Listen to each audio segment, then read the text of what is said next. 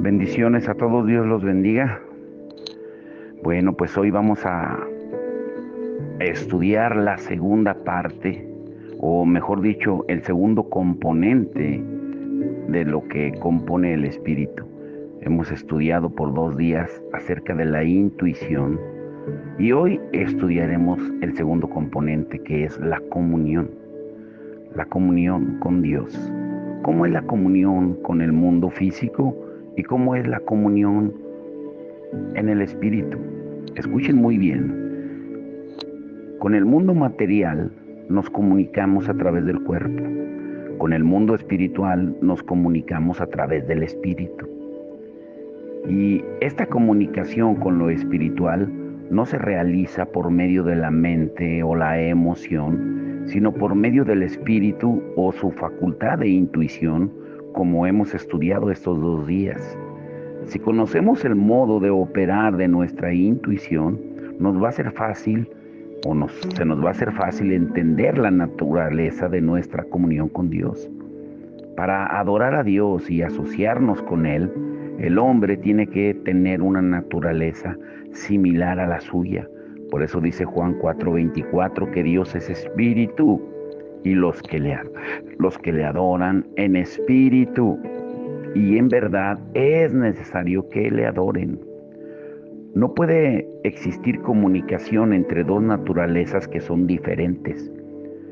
Por eso, tanto el regenerado, que no utiliza su espíritu para adorar, como el no regenerado, cuyo espíritu no ha sido vivificado, pues están igualmente incalificados para tener una auténtica comunión con Dios. Los sentimientos, por muy buenos que sean, y las emociones, por muy nobles que sean, no llevan a la gente a la realidad espiritual, ni tampoco van a formar o a forjar la comunión personal con Dios. Nuestra comunión con Él es experimentada en la zona más profunda de nuestro ser, más profunda que el pensamiento, el sentimiento y la voluntad, o sea, en la intuición de nuestro espíritu, como lo hemos estado estudiando.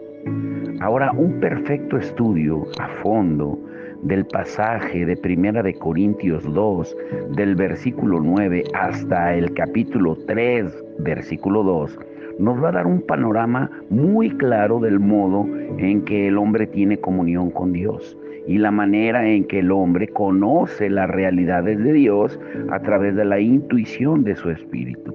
Primero, número 1, el corazón del hombre. Dice en el verso 9 de Primera de Corintios 2:9, cosas que ojo no vio ni oído oyó, ni han subido en corazón de hombre, son las que Dios ha preparado para los que le aman. El contexto más amplio de este versículo se refiere a Dios y a las cosas de Dios. Lo que ha preparado no puede ser visto ni oído por el cuerpo externo del hombre, ni puede ser captado por su corazón. El corazón del hombre incluye, entre otras facetas, el entendimiento, la mente y el intelecto humano.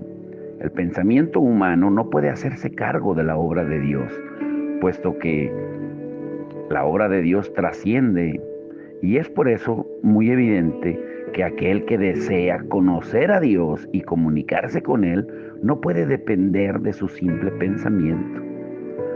Número 2, el Espíritu Santo.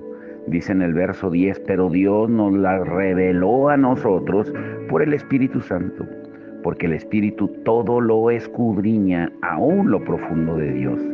Este versículo evidencia el hecho de que el Espíritu Santo lo escudriña todo y no que nuestra mente lo haga. Solo el Espíritu Santo conoce las profundidades de Dios. Él sabe lo que el hombre no sabe y por su intuición el Espíritu todo lo escudriña. Dios puede por ello revelar a través del Espíritu aquello que nuestro corazón no puede alcanzar. Y esta revelación no se adquiere de mucho pensar, porque nuestro corazón no puede ni siquiera alcanzarlo. Es una revelación y no requiere la ayuda de nuestro pensamiento. Los 2 versículos siguientes nos explican el modo en que Dios se revela a sí mismo y cómo se revela al espíritu del hombre. Dice número 3, escuchen esto. en el verso de Primera de Corintios 2, 11 y 12. Porque ¿quién de los hombres sabe las cosas del hombre, sino el espíritu del hombre que está en él? Así tampoco nadie conoció las cosas de Dios, sino el espíritu de Dios. Y nosotros no hemos recibido el espíritu del mundo, sino el espíritu que proviene de Dios, para que sepamos lo que Dios nos ha concedido. Nadie conoce los pensamientos del hombre, excepto el espíritu del hombre, y del mismo modo nadie conoce las cosas de Dios, excepto el Espíritu Santo. El espíritu del hombre y el espíritu de Dios conocen las cosas directamente, no por deducción o estudio. Perciben el conocimiento por la intuición, puesto que el espíritu y solo él conoce las cosas de Dios. Debemos recibirle en nosotros para que así nosotros también las conozcamos. El espíritu del mundo ha sido separado de toda comunicación con Dios. Es un espíritu muerto, no puede comunicarse con Él. El Espíritu Santo, en cambio, comprende las cosas de Dios, y es por ello que al recibir en nuestra intuición lo que el Espíritu Santo conoce, también nosotros entenderemos las realidades de Dios. Y nosotros hemos recibido el Espíritu que proviene de Dios, para que sepamos lo que Dios nos ha concedido. ¿Cómo pues conoceremos? En el versículo 11 nos dice que el hombre conoce por medio de su espíritu.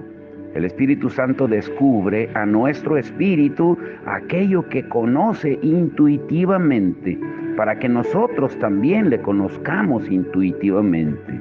Cuando el Espíritu Santo revela los asuntos relativos a Dios, no lo hace a nuestra mente u otro órgano, sino al Espíritu nuestro.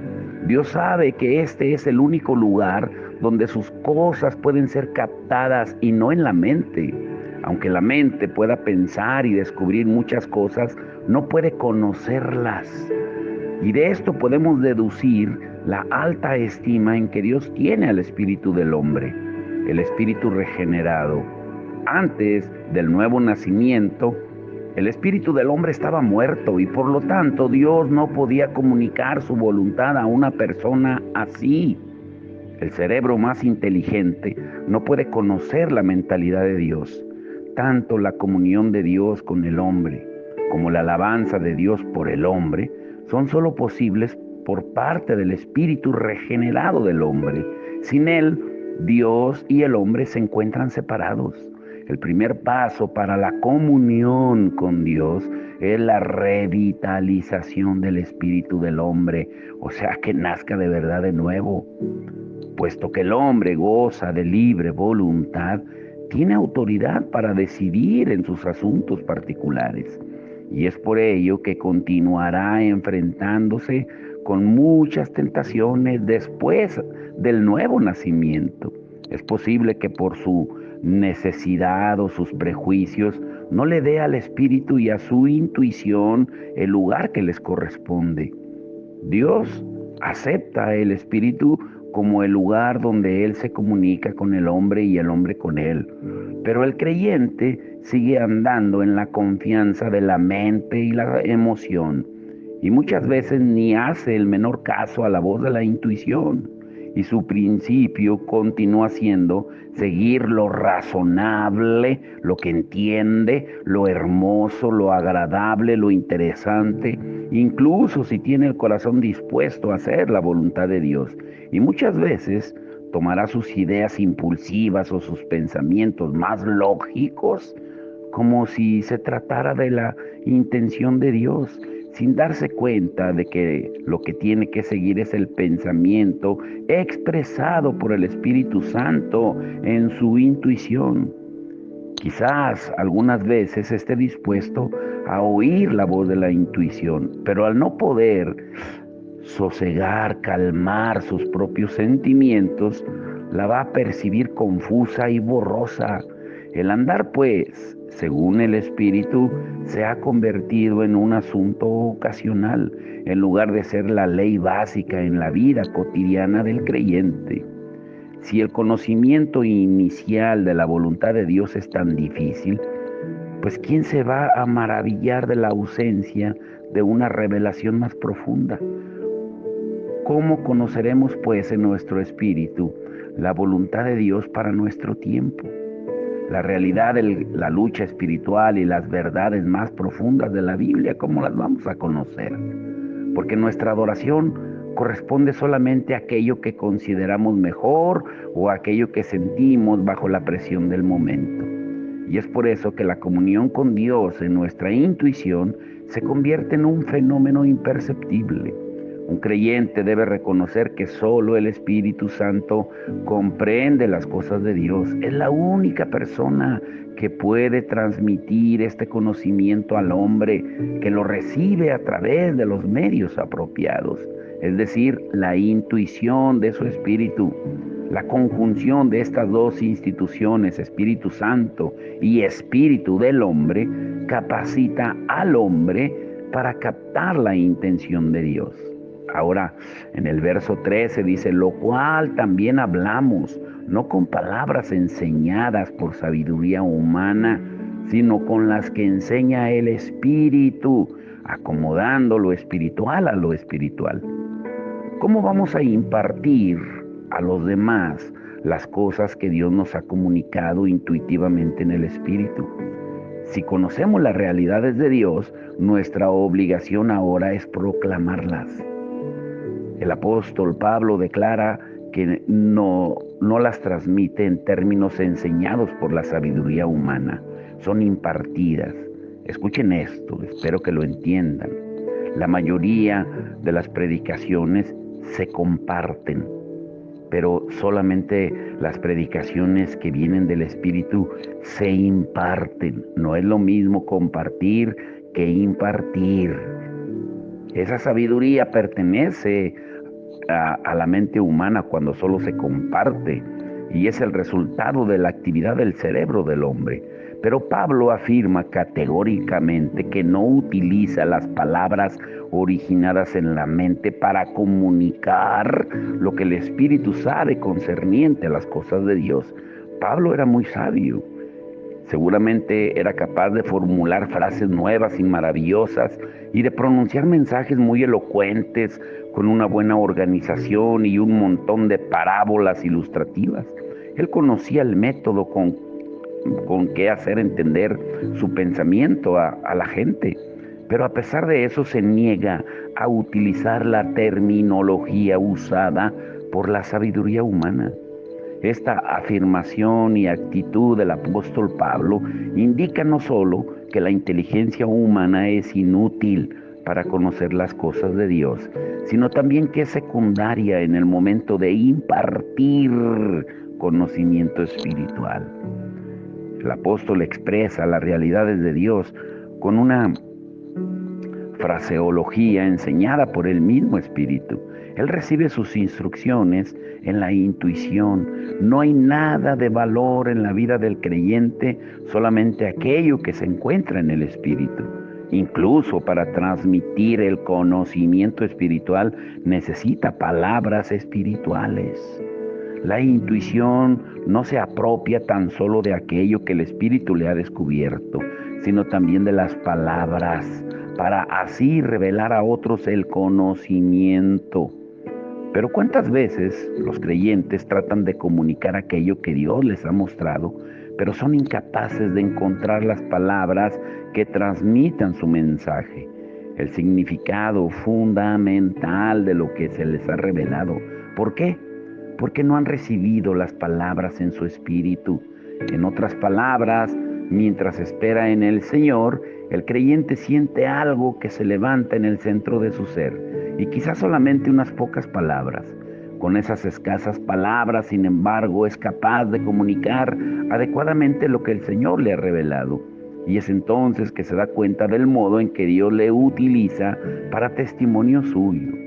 Esas experiencias atestiguan la importancia de la expresión que nos es dada por el Espíritu Santo. Ahora escuchen muy bien esto.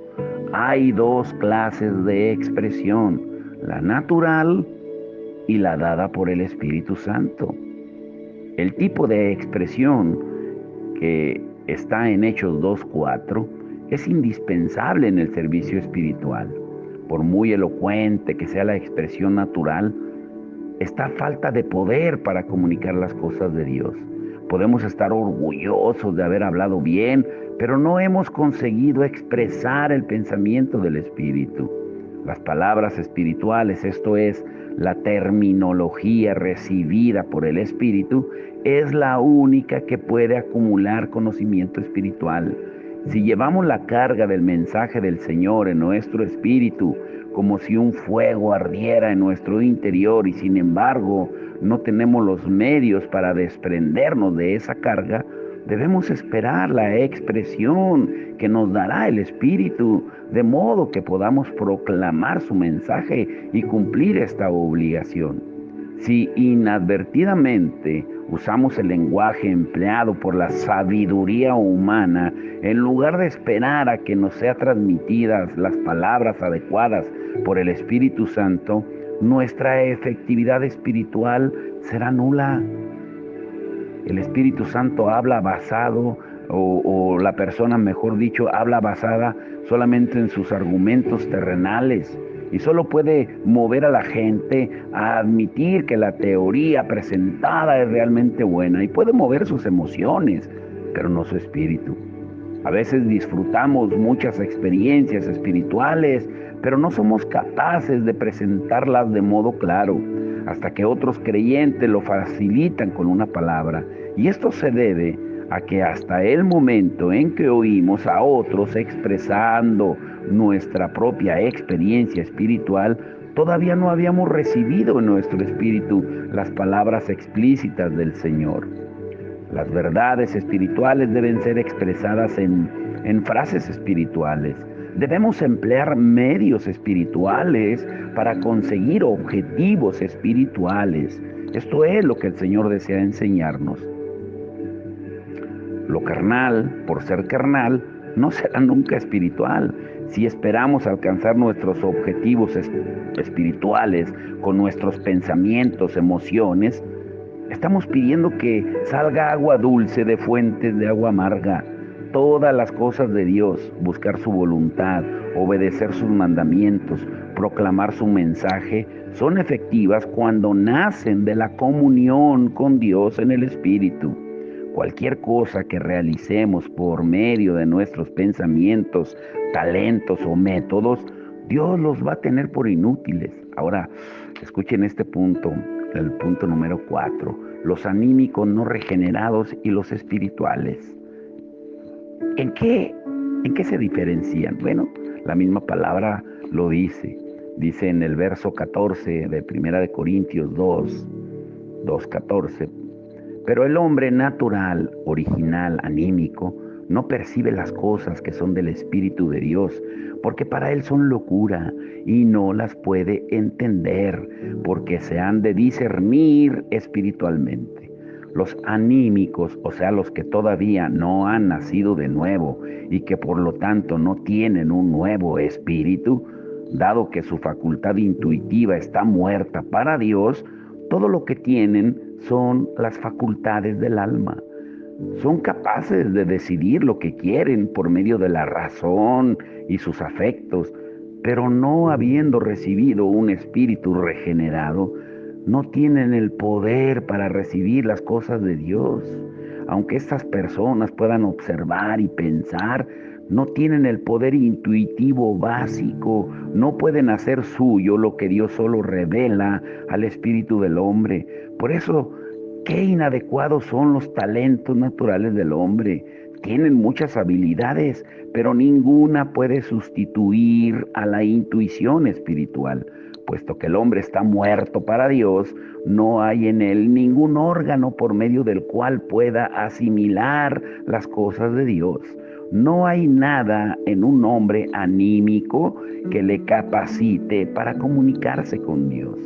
La inteligencia del hombre más respetable, su intelecto, sus estudios, razonamiento, son tan corruptos como sus placeres y pasiones.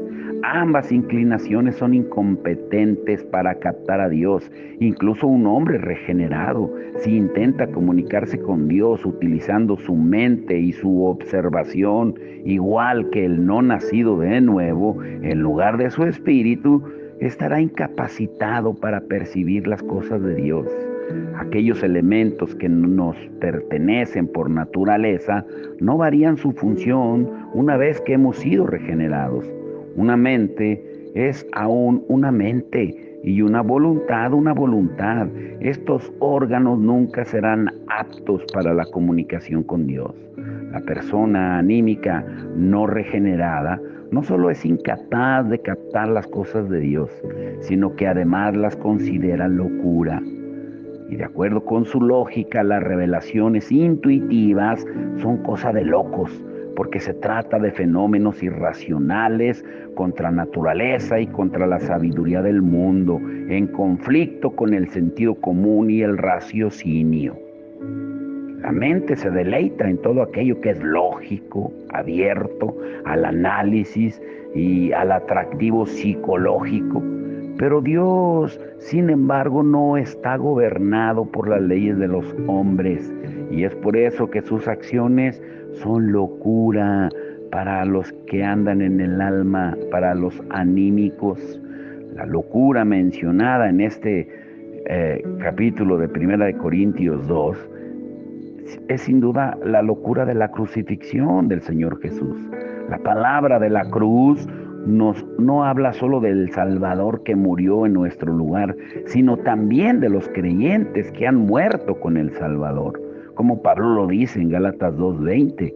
Y todo aquello que sea natural en los creyentes tiene que pasar por la muerte de la cruz.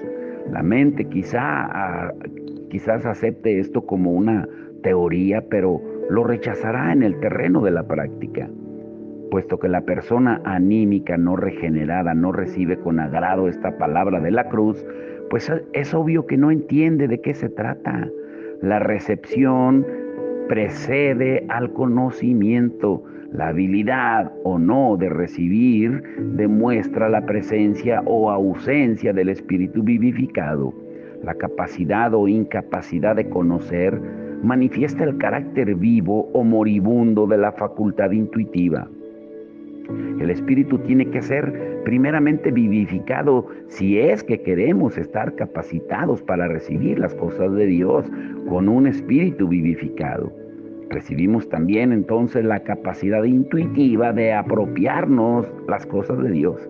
Pero, ¿quién conoce el pensamiento de un hombre excepto su espíritu?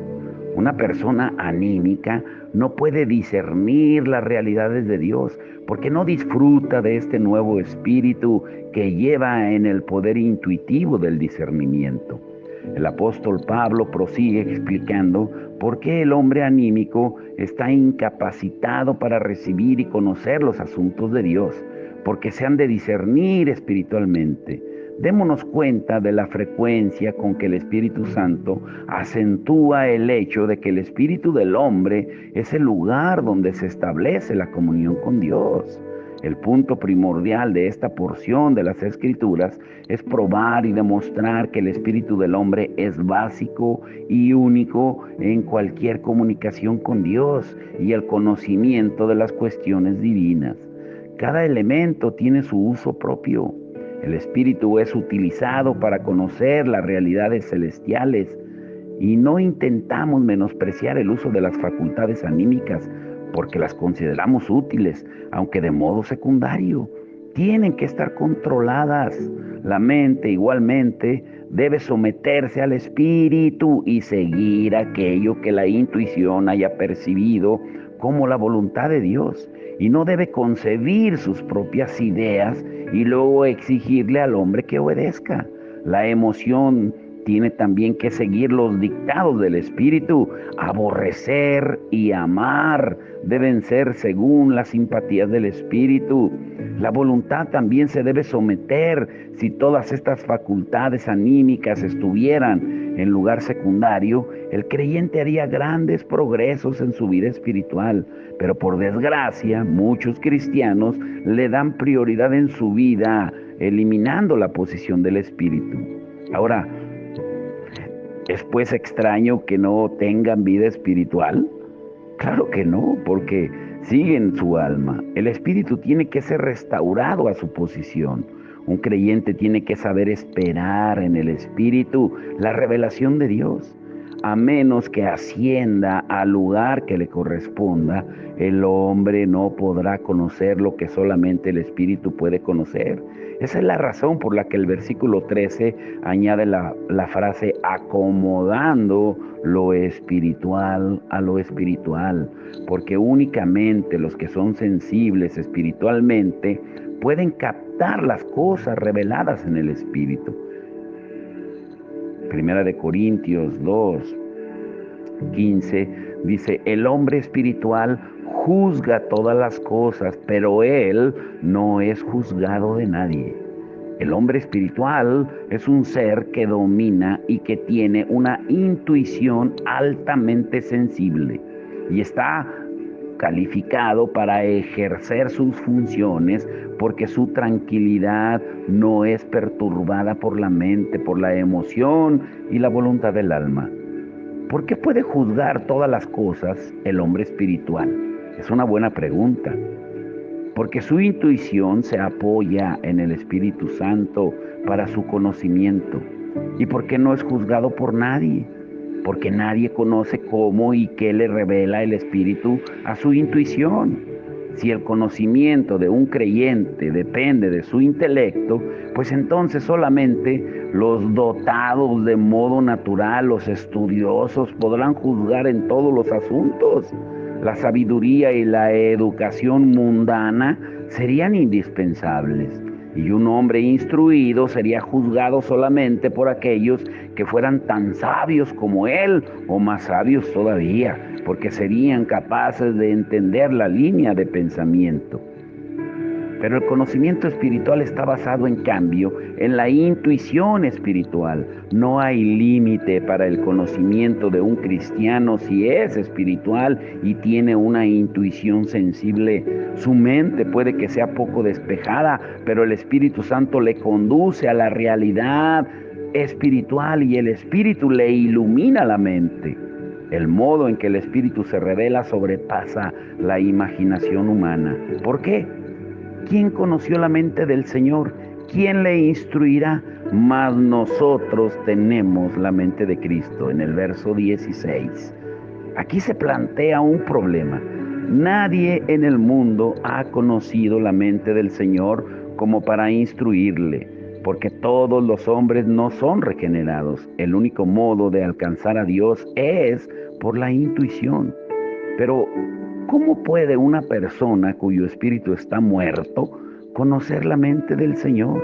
Y esto explica el por qué gentes así no pueden juzgar al hombre espiritual, puesto que no conocen la mente del Señor. Y estos son naturalmente los seres humanos anímicos. Por otro lado, los espirituales conocen la mente del Señor porque su intuición está activada. Pero el anímico no puede conocer porque su intuición no es operativa, por lo que no tiene relación con Dios. Así pues, estos no pueden conocer ni la mente del Señor ni la de los creyentes espirituales que se han entregado totalmente a Dios. Dice, mas nosotros, indica que este nosotros es diferente del resto de los no regenerados. Nosotros incluye a todos los creyentes salvados, muchos de los cuales quizás continúan siendo carnales. Mas nosotros tenemos la mente de Cristo. Nosotros que hemos sido regenerados, ya seamos niños o adultos, poseemos la mente de Cristo, entiéndanlo muy bien, y discernimos sus pensamientos. Al tener su intuición que ha resucitado, somos capaces de saber y sabemos ya lo que Cristo nos ha preparado en el futuro, como dice el verso 9. Pero las personas anímicas no lo saben, pero nosotros, los que hemos sido regenerados, lo sabemos. La diferencia está en tener o no tener el Espíritu. Mañana veremos los espirituales y los carnales. Hoy quiero dejarlos con esto. Estos estudios quiero reducirlos lo más que se pueda, sintetizarlos de acuerdo a cómo el Espíritu nos guíe para que sean entendibles y prácticos y que los puedan escuchar y reescuchar. Pero vamos a orar y que el Señor de verdad nos lleve a una comunión verdadera con Él. Por eso el título es La comunión con Dios. ¿Cómo es la comunicación con el mundo físico y cómo es la comunicación en el mundo espiritual? Padre, en el nombre de Jesús, te damos gracias por tu amor, tu misericordia, por este día hermoso, por enseñarnos, Señor, estas tres funciones del Espíritu, la intuición, como hemos estado estudiando estos 2 días y ahora estudiando la comunión contigo, Señor. Porque no puede haber comunión si no hay intuición, si no hay conocimiento, Señor. Pero muchas veces ignoramos y pensamos que el cantar, el leer, el orar, ya automáticamente estamos conectados contigo, pero olvidamos, Señor, de que muchas veces el alma disfraza las cosas del Espíritu. Aún dice tu palabra que los demonios creen y tiemblan. Ellos pueden creer, pero no obedecer. De esa manera también podemos ser engañados, decir que somos creyentes, pero no obedecer tu palabra. Es tiempo, Señor, de que de verdad seamos esos adoradores que tú buscas en espíritu y en verdad. Y como dice el apóstol Pablo a los Corintios, que te cantemos en el espíritu, pero en el entendimiento también. Que oremos en el espíritu y en el entendimiento también. Enséñanos, Señor, esa diferencia del alma para no ser cristianos almáticos, anímicos, que se dejan llevar solo por sus pensamientos, emociones y su voluntad, sin discernir que ya tenemos la mente de Cristo desde el momento en que tu Espíritu Santo viene a morar en nosotros. Él desea comunicarnos los designios del Señor, porque ¿quién conoció la mente de Dios? Dice tu palabra, sino el Espíritu de Dios, y Él nos la revela a nuestro espíritu, porque es de espíritu a espíritu. Pero ¿cuántas veces tratamos de entenderlo en la carne? ¿Cuántas veces tratamos de entenderte en lo natural? Pero a ti no se te entiende, Señor, a ti se te obedece. Danos esa intuición que despierte nuestro interior para tener una verdadera comunión contigo, Señor, en todo nuestro ser, para guardar lo irreprensible, como tú dices en tu palabra, Señor, en Primera de Tesalonicenses 5:23, para guardar nuestro espíritu, nuestra alma y nuestro cuerpo irreprensible, en perfecta armonía para la venida tuya, Señor. Es tiempo de un despertar espiritual en cada uno de nosotros y dejar de ser cristianos creyentes almáticos, que nos dejamos llevar por las emociones, por lo que vemos, pero lo que se ve es pasajero y lo que no se ve es eterno, porque todo lo que se ve fue hecho de lo que no se ve, dice tu palabra. Es tiempo de que caminemos en la fe, esa fe que es la certeza de lo que no vemos, la convicción de lo que no se ve. Gracias, Padre, por tu palabra, Señor, y síguenos abriendo el entendimiento a través de la intuición del Espíritu para tener esa verdadera comunión contigo. Te damos la gloria y la honra en el nombre de Jesús. Amén y amén.